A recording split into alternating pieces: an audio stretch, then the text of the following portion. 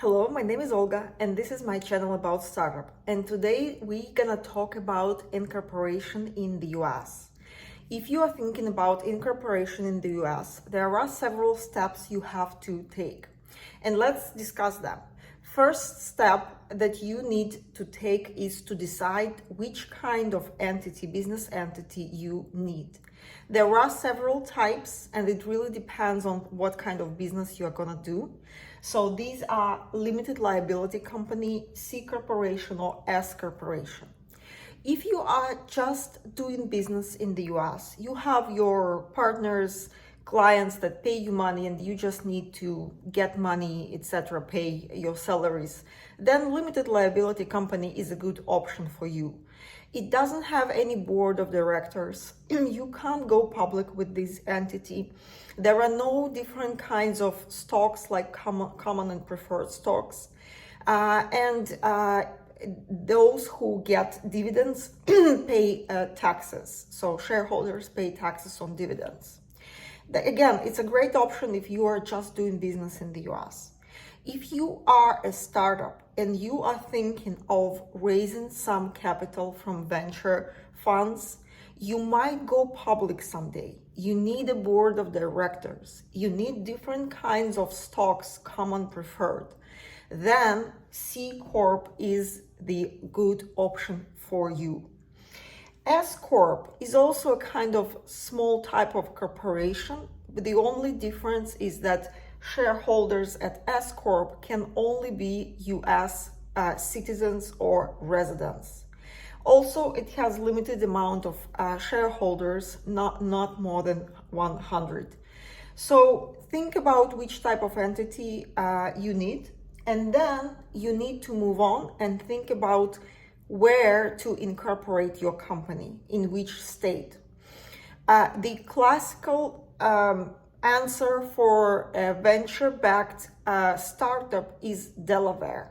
Why? Because Delaware has great legal system, courts that understand lawyers, that understand startups and their legal part.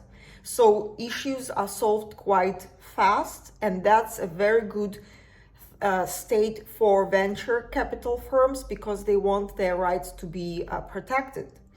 And also, if you need some documents in Delaware, you can get them in one day.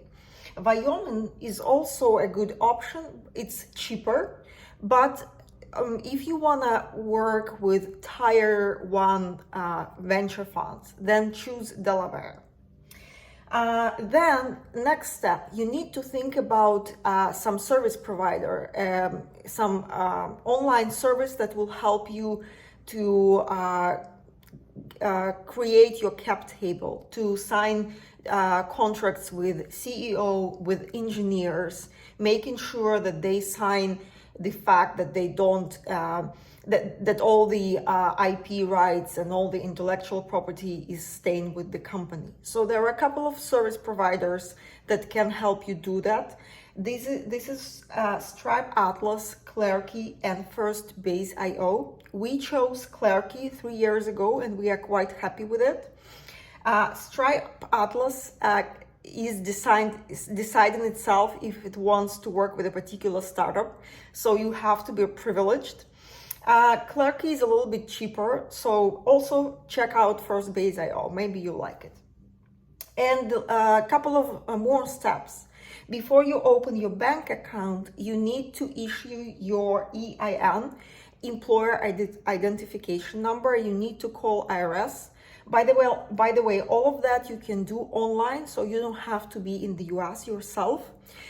When you request employer identification number, if you have a social security number as a co-founder, you will issue this EIN quite fast. That was my case. I had a social security number, and that really helped to do that quickly. And the last but not the least, you need to open a bank account. And there are a couple of banks that also can open you an account online. You don't have to be in the US. This is Mercury for sure. And it used to be a Silicon Valley bank, but it had crisis. I think it went bankrupt this year, so I'm not sure how it's doing now. You have to check. And of course, if you are in the US, you can choose any bank you like to open your bank account. So all that should take not more than a month to settle your company and start doing business. Good luck. Please subscribe.